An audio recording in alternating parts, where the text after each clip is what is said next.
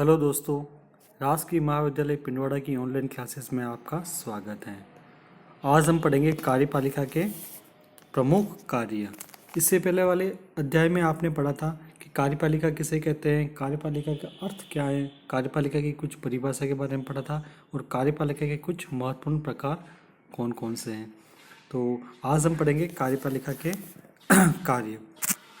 तो जैसा कि अपन को नाम से स्पष्ट हो रहा पड़ता है कि कार्यपालिका, तो कार्यपालिका क्या करती है? कार्य करने का काम करती है। व्यवस्थापिका द्वारा दी गई समस्त जिम्मेदारी को निर्वहन, समस्त कार्यों का क्रियान्वयन, समस्त नीतियों का क्रियान्वयन, समस्त योजनाओं का क्रियान्वयन का दायित्व किसका है? कार्यपालिका है। ठीक है, फिर भी हम इसको कुछ बिंदुओं में समझने की कोशिश करेंगे।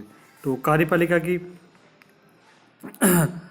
परिभाषा एवं उसकी भूमिका से अपने को स्पष्ट होता है, उसके कार्य स्पष्ट होते हैं। कार्यपालिका राज्य की इच्छाओं की कानून के रूप में अभिव्यक्ति को लागू करने का कार्य करती है। यह कानून, नियम, योजना, नीति, संस्था आदि किसी भी रूप में हो सकते हैं। इन सबको ये क्या करती है? लागू करती है या क्रियान्वित करती है। कार्यपालिका के कार्य धीरे धीरे बढ़ते जा रहे हैं। लोक कल्याणकारी का राज्य के उदय के साथ साथ ही कार्यपालिका के कार्यों में कार्यपालिका के कार्य बढ़ते जा रहे हैं। तो सबसे पहले चेस्टर आई बर्नार्ड, काफ़ी पॉपुलर नाम है, काफ़ी फेमस नाम है, चेस्टर आई बर्नार्ड। इन्होंने की एक बुक थी द फंक्शन ऑफ एग्जीक्यूटिव, 1938 में प्रकाशित हुई थी, द फंक्शन ऑफ एग्जीक्यूटिव। उसमें उन्होंने कहा था कि कार्यपालिका का कार्य संगठन नहीं है, बल्कि संगठन के परिचालन को बनाए रखने के लिए विशिष्ट कार्य करना है। और कार्यपालिका के आवश्यक कार्य उन्होंने बताए। पहला बताया संचार की व्यवस्था प्रदान करना, और दूसरा है आवश्यक प्रयासों को प्राप्ति को प्रोत्साहित करना, तथा तीसरा परिभाषित उद्देश्यों की रचना करना। और तो इस परिभाषा के आधार पर चेस्टर बर्नार्ड ने कार्यपालिका के 3 प्रमुख कार्य बताए हैं। पहला है संचार संबंधी कार्य, दूसरा है निर्णय, तीसरा है नेतृत्व। तो संचार जिसका यानी कम्युनिकेशन, तो बर्नार्ड ने बताया कि संचार वह साधन है जिसके माध्यम से किसी संगठन में व्यक्तियों को एक समान उद्देश्य की प्राप्ति हेतु परस्पर संयोजित किया जाता है। संगठन में सत्ता वह संचार है जिसे सदस्य स्वीकार करते हैं। संचार का मतलब सूचनाओं का आदान प्रदान करना। ये हर प्रकार के संगठन में होता है। बिना सूचना के आदान प्रदान के कोई भी संगठन क्रियान्वित नहीं किया सकता है। जैसा कि मैं अभी आपको महाविद्यालय की ये आपके सिलेबस से संबंधित सूचनाओं को आप तक पहुंचा रहा हूँ, तो ये क्या संचार कहलाता है। दूसरा है निर्णय, डिसीजन लेना। निर्णय लेना ही प्रशासन का मुख्य दायित्व होता है। किसी संगठन में सबसे प्रमुख दायित्व क्या होता है? किसी भी कार्य के लिए निर्णय लेना। तो बर्नार्ड ने कहा है कि निर्णय मुख्यतः विकल्पों को सीमित करने की तकनीक है, यानी कि 2 में से सबसे अच्छा एक का चुनाव करना क्या कहलाता है? निर्णय कहलाता है। और उन्होंने निर्णय के 2 प्रकार के बताए, व्यक्तिगत निर्णय और दूसरा संगठनात्मक निर्णय। व्यक्तिगत निर्णय यानी व्यक्ति खुद अपने दम पर या अपने हिसाब से जब निर्णय लेता है तो व्यक्तिगत निर्णय कहलाता है। और संगठनात्मक निर्णय यानी संगठन के सभी अधिकारी मिलकर जो निर्णय लेते हैं वो क्या कहलाता है? संगठनात्मक निर्णय कहलाता है। ठीक है, अगला उन्होंने कार्य बताया नेतृत्व। नेतृत्व से तात्पर्य मतलब किसी संगठन का नेतृत्व करना, लीडरशिप करना। तो बर्नार्ड के अनुसार नेतृत्व व्यक्तियों के व्यवहार को उत्तमता की ओर निर्देशित करता है, जिसके द्वारा वे किसी संगठित प्रयत्न में संलग्न लोगों या उसकी क्रियाओं को मार्गदर्शन कहते हैं। तो यह कहा जा सकता है कि कार्यपालिका संगठन में संचार सुनिश्चित करती है, निर्णय लेती है तथा संगठन को नेतृत्व प्रदान करती है। इस प्रकार कार्यपालिका द्वारा किए जाने वाले समस्त कार्य इन तीनों कार्यों के अंतर्गत ही आते हैं। ऐसा किसने बताया था? चेस्टर आई बर्नार्ड ने। फिर भी कार्यपालिका के कार्यों को राष्ट्र की परिस्थिति, शासन प्रणाली, सामाजिक आर्थिक संरचना व स्थिति, राजनीतिक परिदृश्य, संवैधानिक स्थिति आदि के अनुसार कुछ अलग अलग प्रकार के कार्य होते हैं, लेकिन अधिकांश कार्य क्या एक जैसे होते हैं। तो अगर भारत के संदर्भ में देखें तो कार्यपालिका के निम्नलिखित कार्य होते हैं। तो पहला कार्य उन्होंने बता रखा है कार्यपालिका का पहला कार्य है कार्यकारी कार्य। कार्यकारी यानी कार्य को करने से संबंधित। तो कार्यपालिका देश की कार्यकारी प्रमुख होती है। इस नाते वह देश के प्रशासन के संचालन व व्यवस्थापिका द्वारा बनाए गए कानूनों, नीतियों और योजनाओं को लागू करने का कार्य करती है। इस कार्य के लिए मुख्य कार्यपालिका को एक तंत्र की आवश्यकता पड़ती है जो कि उसे सहयोग व सलाह दे सके। वह इसकी विभिन्न जिम्मेदारियों को निर्वाह करने में सहायता एवं सलाह दे सकें। इस क्रम में कई राजनीतिक एवं प्रशासनिक नियुक्तियां की जाती है। संसदीय लोकतंत्र में तो कार्यपालिका द्वारा बहुमत दल के नेता को प्रधानमंत्री के रूप में नियुक्त किया जाता है और प्रधानमंत्री की सलाह पर मंत्रिपरिषद की नियुक्ति की जाती है। भारत में राष्ट्रपति कार्यपालिका प्रमुख के रूप में प्रधानमंत्री व मंत्रिपरिषद के अलावा महान्यायाधिवक्ता, नियंत्रक या महालेखा परीक्षक, उच्चतम न्यायालय के न्यायाधीश, राज्यों के राज्यपाल, संघ राज्य क्षेत्रों के प्रशासक, वित्त आयोग, संघ लोक सेवा आयोग, मुख्य निर्वाचन आयुक्त व अन्य निर्वाचन आयुक्त, SC/ST जनजाति के लिए विशेष अधिकारी, राजभाषा आयोग आदि की नियुक्ति मुख्य कार्यपालिका द्वारा की जाती है। इसमें से अधिकांश को पद से हटाने का अधिकार सिर्फ राष्ट्रपति को होता है। मंत्रिपरिषद के किसी मंत्री को व्यक्तिगत रूप से हटाने का अधिकार भी राष्ट्रपति को होता है। इस प्रकार कार्यपालिका द्वारा उपरोक्त पदों पर नियुक्ति द्वारा देश की प्रशासनिक, कानूनी व्यवस्था, न्यायिक व्यवस्था और कार्मिक व्यवस्थाओं आदि को बनाए रखती है तथा उसको संचालित करती है। ये तो होगी इनके कार्यकारी कार्य। ठीक है, विभिन्न प्रकार की नियुक्ति करना और नीतियों को क्रियान्वित करना। कार्यकारी कार्य में दो मुख्य भाग आते हैं, एक तो नियमों कानूनों को क्रियान्वित करना, दूसरा नियुक्ति संबंधी कार्य। अगला आता है विधायी कार्य। वैसे विधायी कार्य तो व्यवस्थापिका का कार्य, लेकिन कुछ जैसा कि हमने व्यवस्थापिका के पतन के कारणों में देखा था कि किस प्रकार विधायी संबंधी कार्य अधीनस्थ विधायन प्रक्रिया द्वारा कार्यपालिका के द्वारा संपादित किए जा रहे हैं। तो कार्यपालिका द्वारा विधायी कार्य को 3 तरीकों से किया जाता है। पहला है व्यवस्थापिका की विधान प्रक्रिया में भाग लेकर, दूसरा है प्रदत्त विधायन द्वारा, तीसरा है अध्यादेश द्वारा। ये तीनों कार्य हमने व्यवस्थापिका वाले अध्याय में पढ़े थे।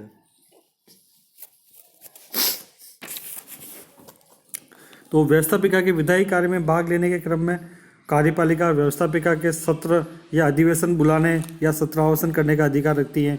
इसके अलावा भारत में राष्ट्रपति मुख्य कार्यपालिका के रूप में संयुक्त अधिवेशन बुलाने, विलंबित विधेयक के संबंध में संदेश भेजने, सदन को संबोधित करने व अभिभाषण देने का कार्य भी करता है। भारत में किसी विधेयक को लागू करने के लिए दोनों सदनों में बहुमत से पारित करवाने के बाद राष्ट्रपति से अनुमति या स्वीकृति करना आवश्यक होता है। जब संसद कोई विधेयक पारित कर राष्ट्रपति के पास भेजता है तो राष्ट्रपति उस विधेयक पर अनुमति सामान्यतः दे देता है या उस विधेयक पर अनुमति रोक सकता है, जिसे पॉकेट वीटो भी कहते हैं। धन विधेयक और संविधान संशोधन विधेयक के अलावा जितने भी विधेयक होते हैं उन्हें राष्ट्रपति पुनर्विचार के लिए संसद में लौटा सकता है। ठीक है, इसे सस्पेंशन वीटो भी कहते हैं, पुनर्विचार के लिए लौटाना। तो धन विधेयक और संविधान संशोधन विधेयक राष्ट्रपति पुनः नहीं लौटा सकता है, पुनर्विचार के लिए नहीं भेज सकता है। और यदि संसद इन सभी विधेयक को पुनः पारित कर राष्ट्रपति की स्वीकृति हेतु भेजती है तो राष्ट्रपति को इस बार इस पर अनुमति देना अनिवार्य हो जाता है। भारत का राष्ट्रपति राज्यों की विधान संबंधी प्रक्रिया में भी हस्तक्षेप कर सकता है। राज्यों के राज्यपाल राज्य के किसी विधेयक को राष्ट्रपति की अनुमति हेतु भेज सकते हैं। इस स्थिति में भी यही प्रक्रिया अपनाई जाती है, लेकिन पुनर्विचार के बाद विधेयक राष्ट्रपति को अनुमति देने के लिए बाध्य नहीं करते हैं। यानी कि राज्य से संबंधित किसी विधेयक को अगर राष्ट्रपति ने पुनर्विचार के लिए संसद में राज्य विधानसभा में भेजा है और वहाँ से विधानसभा में उसको संशोधन को स्वीकार करके चाहे अस्वीकार करके राष्ट्रपति के पास वापस भेज दें तो राष्ट्रपति उसे स्वीकार करने के लिए बाध्य नहीं है। और इसके अलावा राष्ट्रपति लोकसभा को भंग भी कर सकता है। ठीक है, और दूसरा इसका है प्रदत्त विधायन के तहत क्या होता है कि व्यवस्थापिका में समय अभाव, तकनीकी ज्ञान की कमी आदि कारणों से कुछ अधिकार कार्यपालिका को हस्तांतरित कर देती है, जिसे प्रदत्त विधायन कहा जाता है। और कार्यपालिका ऐसे प्रदत्त विषयों पर विधान बनाने, व्यवस्थापिका द्वारा बनाए गए कानूनों, नीतियों, योजनाओं में नियम व उपनियम बनाने का अधिकार रखती है या उस से संबंधित कार्य करती है।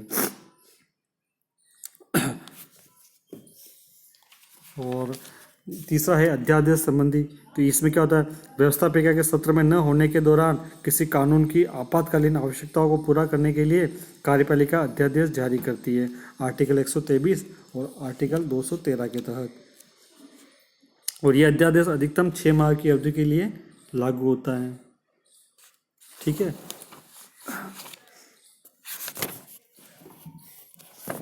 अगला है वित्तीय कार्य।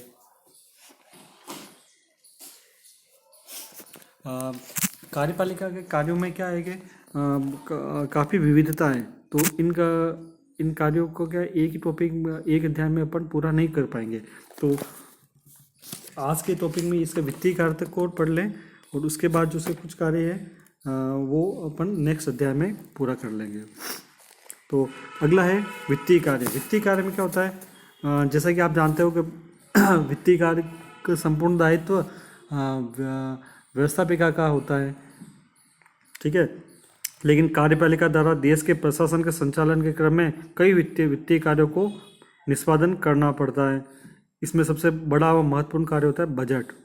क्या होता है बजट? बजट को क्या कहते हैं? भारत में वार्षिक वित्तीय विवरण भी कहा जाता है। बजट को तैयार करवाना, बजट को पारित करवाना, बजट को लागू करवाना, ये सारे कार्य कार्यपालिका द्वारा ही किए जाते हैं।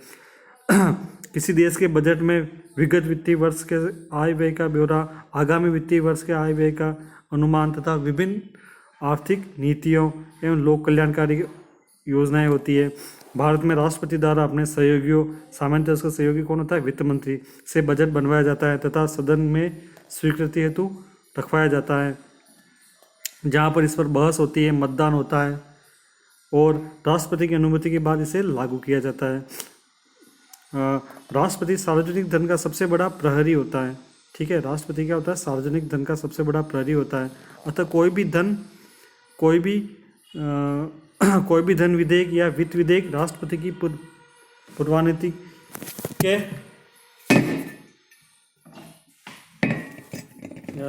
बिना संसद में नहीं रखा जा सकता है।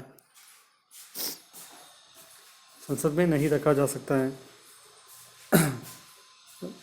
साथ ही संसद में पारित होने के बाद राष्ट्रपति किसी धन विधेयक पर अनुमति से इनकार भी नहीं कर सकता है, क्योंकि यह विधेयक राष्ट्रपति के पूर्वानुमति से ही लाया गया है।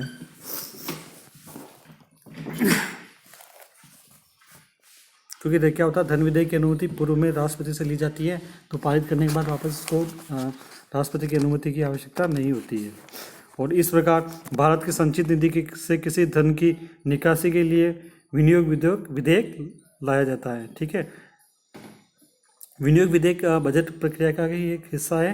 इसमें क्या होता है, भारत की संचित निधि से धन निकालने के लिए कार्यपालिका को कुछ अधिकार प्रदान करना। इसके अतिरिक्त अनुपूरक अनुदान, अतिरिक्त अनुदान, अधिक अनुदान, लेखानुदान, प्रत्यानुदान जैसे अनुदान विधेयक के लिए भी राष्ट्रपति की पूर्व अनुमति आवश्यक है। भारत के राष्ट्रपति को भारत की आकस्मिक निधि का संरक्षक बनाया गया है। आकस्मिक निधि। ठीक है।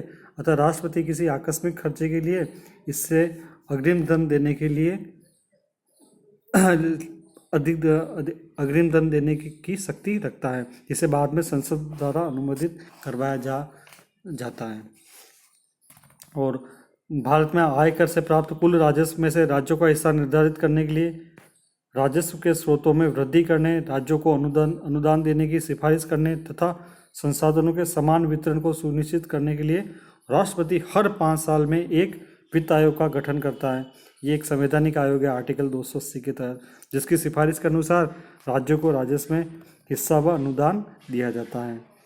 इस प्रकार देश की कार्यपालिका द्वारा प्रशासन के प्रभावी संचालन के लिए विभिन्न आर्थिक गतिविधियों का संचालन करना होता है। वह प्रशासन के लिए धन की उपलब्धता सुनिश्चित करवाना भी कार्यपालिका का महत्वपूर्ण दायित्व होता है। तो ये हो गया कार्यपालिका के कुछ वित्तीय कार्य। अगले बिंदु में है प्रशासन पर नियंत्रण। प्रशासन पर नियंत्रण। अच्छा, प्रशासन पर नियंत्रण करना कार्यपालिका का महत्वपूर्ण दायित्व है। ठीक है, शासन संचालन में कुशलता लाने के लिए प्रशासनिक नियंत्रण की आवश्यकता महत्वपूर्ण होती है।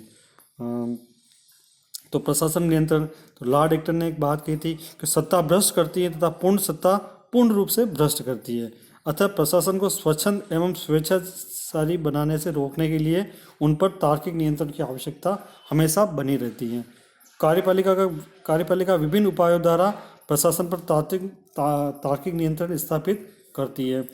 सर्वप्रथम शासन व्यवस्था को प्रभावी रूप से संचालित करने, संवैधानिक प्रावधानों के अनुसार प्रशासन के लक्ष्यों को पूरा करने तथा संबंधित राजनीतिक दल की घोषणाओं को यथार्थ रूप से धरातल पर लाने के लिए कार्यपालिका द्वारा विभिन्न नीतियां बनाई जाती है। मंत्रिपरिषद द्वारा निरूपित एवं स्वीकृत ये नीतियां विभिन्न विषयों से संबंधित होती है जो प्रशासन तंत्र के कार्यकारण को निर्धारित करती है। फिर भी कानून निर्माण तथा स्वीकृति का मुख्य दायित्व व्यवस्थापिका पर होता है, लेकिन कानून का प्रारूप कार्यपालिका द्वारा ही निर्मित किया जाता है क्योंकि व्यवस्थापिका पर समय अभाव एवं तकनीकी ज्ञान की कमी होती है।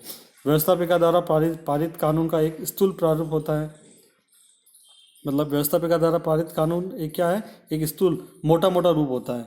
इसे वास्तव में क्रियान्वित करने के लिए अनेक प्रकार के नियम की आवश्यकता होती है, विनियम की आवश्यकता होती है और विभिन्न प्रकार की प्रक्रियाओं की आवश्यकता होती है कार्यपालिका द्वारा। और इन प्रक्रियाओं को, नियमों विनियमों का निर्धारण किसके द्वारा किया जाता है? कार्यपालिका के द्वारा किया जाता है और इसके द्वारा ही प्रशासन पर नियंत्रण स्थापित किया जाता है। तो प्रशासन पर नियंत्रण का दूसरा उपाय है आर्थिक नियंत्रण। कार्यपालिका प्रशासन पर नियंत्रण करने का दूसरा उपाय क्या है? आर्थिक नियंत्रण। कार्यपालिका द्वारा बनाया गया बजट व्यवस्थापिका द्वारा स्वीकृति किया जाता है तथा इस क्रियान्वयन कराने व वित्तीय तंत्र पर दैनिक नियंत्रण रखने के लिए कार्यपालिका ही जिम्मेदार होती है। कोई भी प्रशासनिक अधिकारी बजट से बाहर जाकर व्यय नहीं कर सकता है। प्रशासन नियंत्रण का तीसरा उपाय है नियुक्ति एवं निष्कासन। इसमें क्या होता है? कार्यपालिका द्वारा भर्ती, पदस्थापन, नियुक्ति, प्रशिक्षण, स्थानांतरण, पदोन्नति, वेतन व पेंशन, आचार संहिता, code of ethics, code of conduct से संबंधित नियम बनाकर प्रशासनिक अधिकारियों पर नियंत्रण स्थापित करती है। और प्रशासन पर नियंत्रण का चौथा उपाय है वार्षिक प्रतिवेदन, वार्षिक रिपोर्ट। ठीक है, तो प्रशासन द्वारा प्रशासन तथा प्रशासन के विभिन्न अंगों व आयोगों द्वारा राष्ट्रपति को वार्षिक प्रतिवेदन भेजा जाता है जिसमें वर्ष भर किए गए क्रियाकलापों, आय व्यय के साथ उन सिफारिशों का उल्लेख भी किया जाता है जो सरकार को की गई होती है तथा सरकार ने जिसको स्वीकार या अस्वीकार कर दिया होता है। भारत में राष्ट्रपति इन प्रतिवेदनों को संसद के सामने रखवाता है जिस पर बहस होती है। सरकार को उन सिफारिशों के लिए स्पष्टीकरण भी देना पड़ता है जिन सिफारिश को सरकार ने नहीं माना था। इस प्रकार कार्यपालिका प्रशासन तथा सरकार दोनों के कार्यकारण पर नियंत्रण स्थापित करती है।